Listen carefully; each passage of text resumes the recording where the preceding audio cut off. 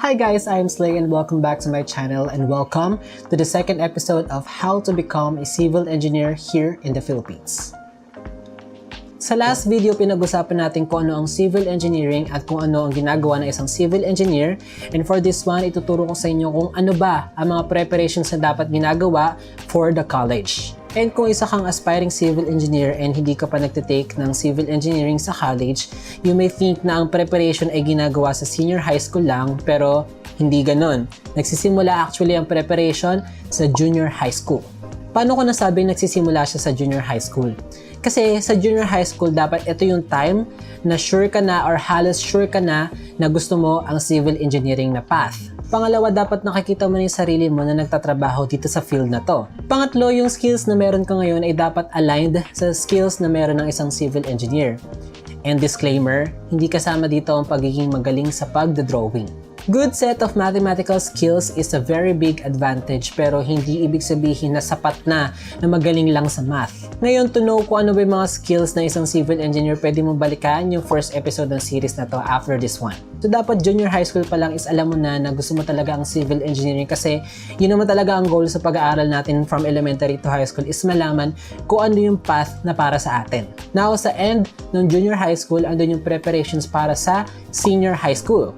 Sa end ng junior high school, nangyayari yung paghahanap ng mga schools na papasukan mo for senior high school. And syempre, yung senior high school track na dapat mong piliin is STEM or Science and Technology, Engineering, and Mathematics. I'm not so sure kung may mga universities or colleges na tumatanggap ng non-STEM para sa BS Civil Engineering, kaya mas maganda na talagang STEM graduate ka bago ka mag-enter ng BS Civil Engineering. And sa pagpili ng school for senior high school, of course, engineering school is an advantage pero andun pa rin naman yung halos pare-pares pa rin kayo ng curriculum sa senior high school or sa STEM. Kasi syempre may pagka-gen ed pa rin pero medyo mafe-feel mo na yung civil engineering dito sa track na to. And sa senior high school, ito na yung masasabi nating parang last chance mo na ma-sure na civil engineering talaga ang gusto mo o kaya naman ibang field of engineering or ibang STEM track course. Well, of course, kapag nasa civil engineering ka na sa college, meron ka pa ring options or paraan para mag-iba ng field, but we all know that that's not the practical way.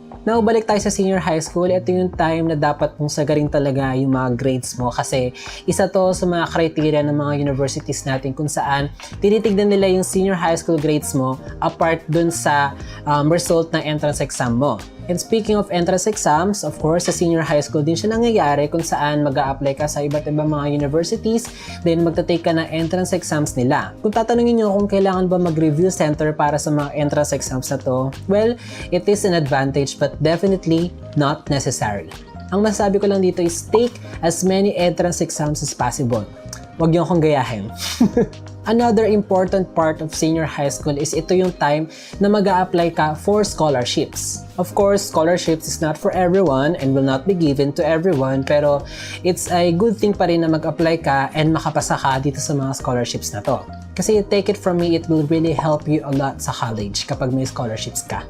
So now, let's proceed sa preparations na gagawin mo for college assuming na wala nang atrasan to, talagang civil engineering na ang kukunin at gusto mo. Una sa lahat, huwag ka muna bumili ng maraming gamit.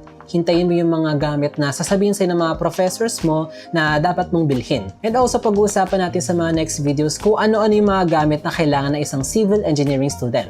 Advanced reading is always good, but a very good rest after senior high school is necessary. Bakit?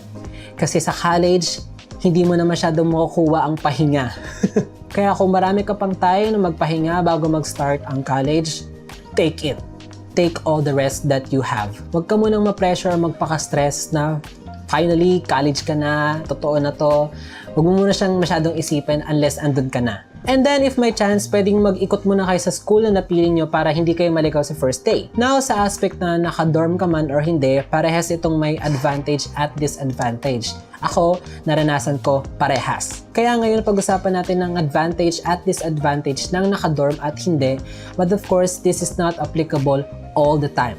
Simulan natin sa advantage kapag naka-dorm ka. Of course, malapit lang sa school, hindi mo kailangan masyadong gumising ng maaga. Pwede mong balik-balikan kapag meron kang nakalimutan and more time to do schoolwork dahil hindi mo kailangan bumiyahe ng matagal. Ngayon ang disadvantage, if solo ka, you're on your own, ibig sabihin lahat ng trabaho or gawaing bahay ay sa'yo lang.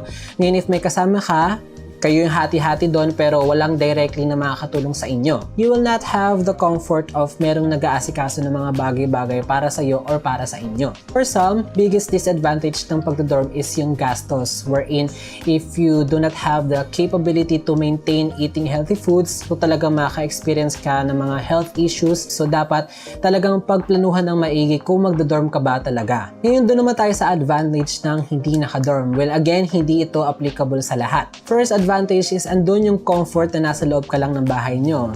Safety, security, wala kang dapat pakisamahan ng mga kaibigan or kaklase mo, and ma-access mo lahat ng resources mo kasi hindi naman lahat madadala mo sa dorm or mailalabas mo sa bahay nyo. For some, hindi lahat ng gawaing bahay ay sa'yo, ibig sabihin merong mga directly ibang tao na laging tumutulong sa'yo. Ngayon, ito naman yung disadvantage. Of course, mahabang oras sa biyahe, ibig sabihin, less tulog and less time din to do schoolworks unless magawa mo ng paraan na gawin habang nagbabiyahe ka. Another disadvantage is sobrang hassle mag-commute or bumiyahe dito sa Pilipinas, 'di ba? Kulang ang oras para maalagaan mo ang sarili mo, so definitely you will experience some negative health effects sa katawan mo. So that's the advantages and disadvantages ng nakadorm or hindi.